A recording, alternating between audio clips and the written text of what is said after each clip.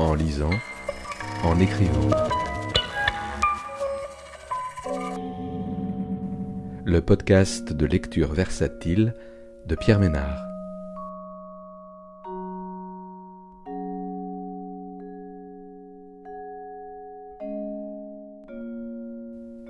Aujourd'hui, Vie nouvelle de Michaël Trahan, paru aux éditions Le Cartanier en 2020. Michaël Trahan poursuit dans ce livre une démarche entreprise avec Nœud coulant et La raison des fleurs, ces deux premiers ouvrages qui cherchaient à dire la vérité d'une douleur, un triptyque poétique qui, même s'il creuse des thèmes proches, se présente sous des formes différentes.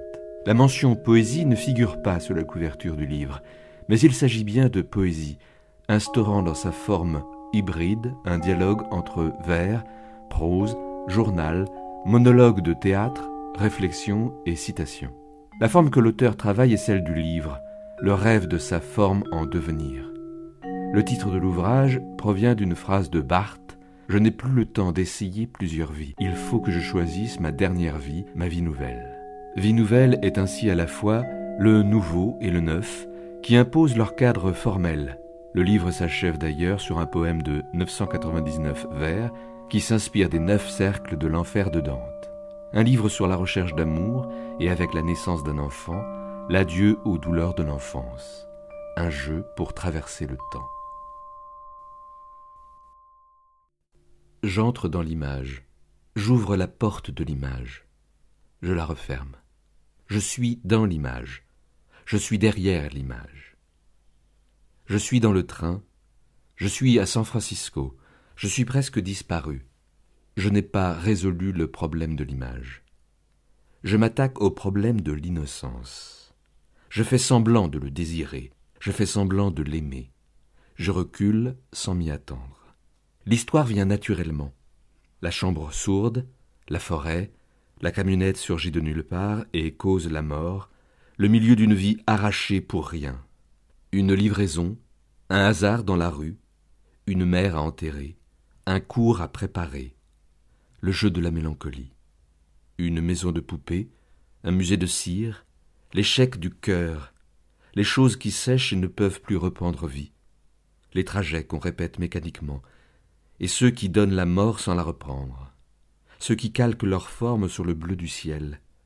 Ils portent des masques d'argile, des visages pris dans la terre, des visages rendus au secret. Et Béatrice marche à côté de moi, à côté de ma joie, à côté de ma peine. Béatrice est le nom d'un enfant béni, d'un enfant maudit, d'une vie roulée dans la poussière et glissée derrière le rideau, oubliée derrière le rideau, abandonnée derrière le rideau.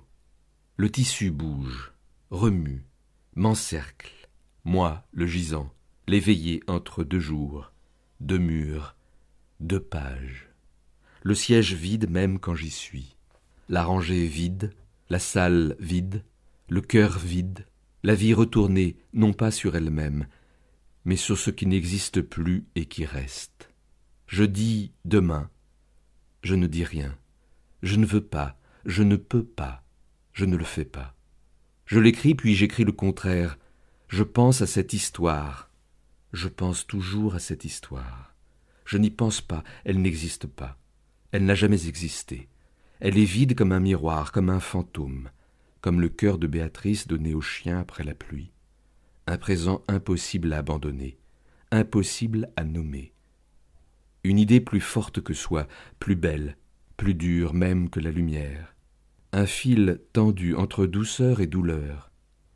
Puis l'écran noir recommence. Il ne veut pas partir. C'est encore moi sur le fauteuil. Le cinéma, le mot cinéma, la douleur du cinéma, la solitude irréversible du cinéma, le parc, le banc, la fontaine, les arbres, la nuit, la main, toujours la main, toujours la même séquence. Les signes de l'amour gravés dans la pierre ou sur la peau, l'histoire d'un jeune enfant étendu le soir dans son lit, la fenêtre ouverte, l'été, le miracle d'une saison aimée, le bruit de la nuit, la peur de la nuit, les yeux ouverts qui traversent le temps, qui ouvrent un passage jusqu'au 38e jour de juillet, le feu qui brûle et le feu qui ne brûle pas, l'enfant qui attend et l'enfant qui n'attend plus, qui n'espère plus, qui s'épuise, qui est malade, qui fait semblant d'exister, d'avoir une maison, de dormir, d'aimer et de détester, de tenir debout même parfois, l'enfant sauvage dans la solitude, le fruit oublié sur la table, le rideau, un voyage, une montagne, une cassette qu'on peut toujours repasser du début, quand on le veut et même quand on ne le veut pas, quand on veut reprendre au milieu parce qu'on connaît déjà l'histoire. On ne veut pas l'écouter au complet, du début à la fin. On veut éclipser quelque chose, rejeter quelque chose, mais garder cette absence et faire de cette absence notre bien le plus précieux. Un diamant, un miroir, un portrait de famille, une maison construite sur une île et emportée par la crue. La rivière traverse la ville, la forêt, la vie. La rivière qu'on tire comme un rideau, une poupée de chiffon.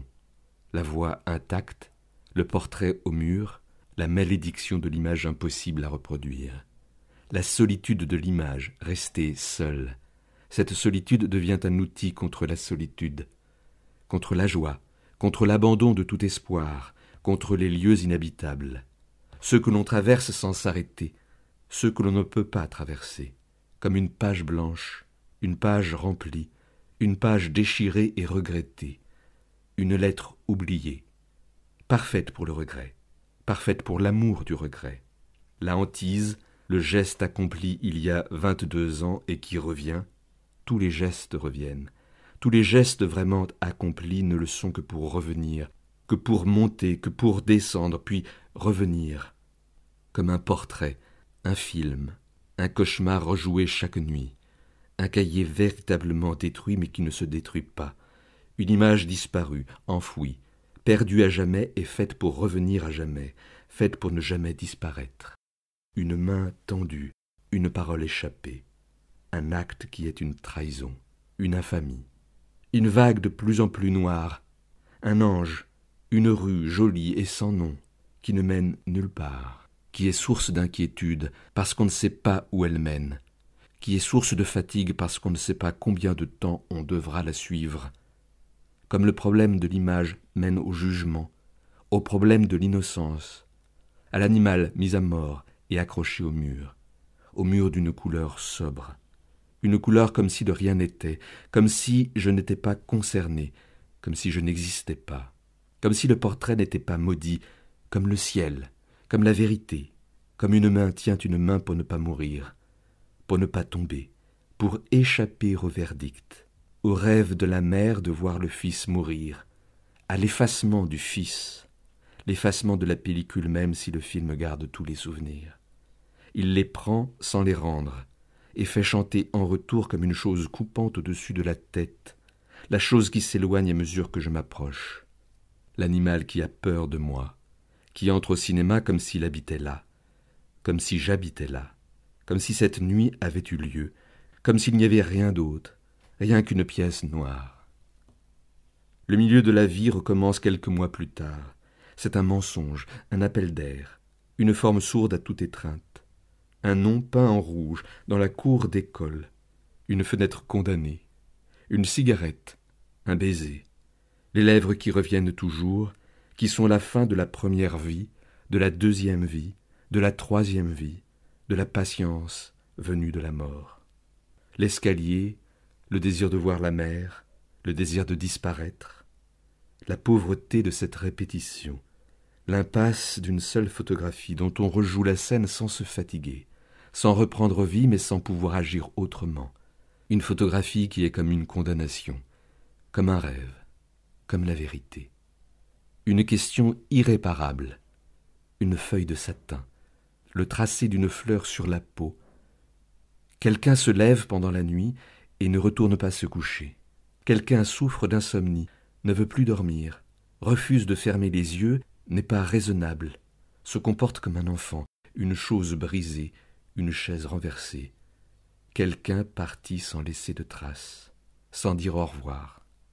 Quelqu'un qui ne reviendra pas, quelqu'un qui a été aimé, mais dont la perte est irréversible comme la pluie ou le bleu du ciel, comme un livre, une fête, un bout de bois flottant sur l'eau, un journal, une trahison, une vie qui n'est pas faite pour être vécue mais pour être écrite, un train entre deux villes que je ne veux plus nommer, la route très droite, l'amour qu'on refuse, qu'on se sent incapable d'accueillir, de retourner, de comprendre même. Le train qui avance, imperturbable, malgré la peine, malgré la joie, malgré les souvenirs qui vont rester, qui ne vont plus s'effacer, qui seront en moi jusqu'à la fin de la vie, comme si la vie devait mener à ces souvenirs, aux événements qui fondent les souvenirs et qui disparaissent non pas sans laisser de traces, mais en s'effaçant derrière les traces. Comme si les événements eux-mêmes ne comptaient pas, comme s'ils n'existaient pas. J'écris ces mots, et j'existe à peine. L'existence est là, non pas bien remplie, mais niée, rompue à la fatigue, aux jours qui succèdent aux nuits, qui succèdent aux jours. Et je pense à l'eau des fleurs, à l'eau qui donne la vie et la mort, à l'eau qui trouble la lumière précisément comme les souvenirs troublent la vie, celle qu'on mène, que je mène, tous les jours comme si rien n'avait eu lieu, comme l'incapacité de rêver, l'incapacité de dormir, l'incapacité d'aimer ou de trouver une issue, l'incapacité jusqu'à l'oubli, jusqu'à l'arrêt. La photographie trouvée par hasard, la photographie de quelqu'un que je ne connais pas et qui détient pourtant le secret de mon existence, comme si une existence avait un secret, comme si une existence était autre chose qu'un étau construit autour d'un secret, d'une fable, d'une histoire racontée et retirée d'un seul souffle, montrée et cachée, offerte et enterrée comme une fleur, comme le muscle rouge qui bat dans la poitrine et qui brûle tout, même l'arbre devant la fenêtre, dont les feuilles poussent et tombent dans la rue. Elle recouvre la rue.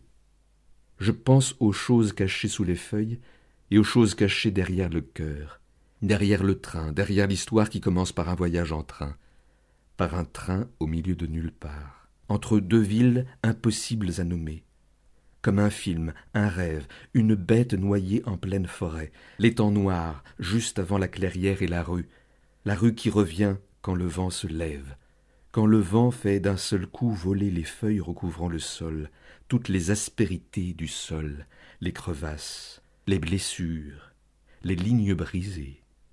Le vent qui se lève comme un secret à ciel ouvert, une image dont la lumière se module quand on la regarde, quand on la retourne pour déchiffrer l'inscription dans son dos.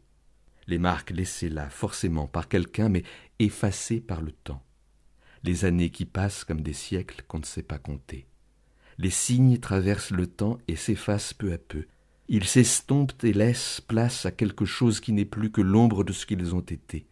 Une forme lumineuse marquée dans la pierre, l'écho d'un bruit que personne n'a entendu, que personne n'a enregistré mais qui reste, qui est comme une lettre insensible à la révélation, insensible au partage, le besoin de l'écrire, l'urgence, la force qui manque pour le faire, comme la pluie, comme l'amour, comme le désir de voir quelqu'un qu'on ne peut pas revoir, la chaleur de l'été, les choses qu'on n'arrive pas à dire et qu'on remplace par des choses plus faciles à dire, avec des mots simples, des mots inoffensifs, des mots indifférents à l'aveu, qu'ils cherchent à esquiver, le rideau, le rêve d'une phrase si longue que personne ne la lirait jusqu'au bout, le rêve d'un tel lieu, marqué par le désir, le besoin de se dire, le besoin de se trahir et l'incapacité de le faire, le rêve d'une maison de poupées, d'un théâtre en ruine, un lieu inerte, mais capable d'accueillir toute une vie, un jeu d'enfant, un poème sans début ni fin, une serviette de plage, des sous-vêtements abandonnés près d'un mur, la nudité d'un corps, la dureté du sol, la peau qui frémit au contact de la pierre, la danse qui s'arrête, le corps qui reste là, infiniment nu, tendre comme un oiseau, un insecte, un tas de poussière, une chose aimée, mais indésirable, une chose qui se lève avec le vent et qui ne revient pas, une vie qui ne veut pas finir, qui ne veut pas commencer, qui est indéfiniment prise entre deux images. Le besoin de la photographie, le problème de la disparition, le problème des yeux ouverts, le problème de la vie rêvée qui devient un rêve, une comédie une lettre d'amour oubliée au fond d'un tiroir, au fond de la rivière, au fond du cœur. Je pense à une nuit qui refuse toute lumière, une encre qui ne sèche pas, un mot qu'on connaît mais qu'on ne prononce jamais, une pierre qu'on n'a pas la force de lancer, une fenêtre ouverte, une saison nouvelle et le sommeil qui vient vite et se retire avant même que les paupières ne se ferment. La nuit qui est interminable et qu'on aime comme du marbre, une chose frissonnante qui broie le cœur, une chose fragile et dure, une carte postale, un livre bleu comme le ciel, le jardin, le fauteuil défoncé, une pierre si douce qu'on lui confie tout ce que l'on est, tout ce que l'on n'est pas, un siècle oublié, troué, recommencé et perdu de nouveau, une peinture emportée par les loups, une femme aimée et trahie, aimée et détruite, étrangère à la voix mais tenue à l'impossible désir d'être écrite, d'être lue, d'être aimée, d'être haïe, reniée, perdue pour de bon comme si c'était la première fois, comme si j'avais le dos tourné et que je me mettais à parler, comme si une parole était un fruit, une table, une promesse 100 fois rompue, une vie rejouée sous la pluie.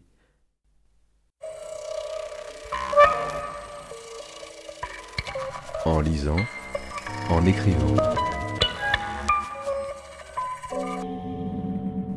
Le podcast de lecture versatile de Pierre Ménard.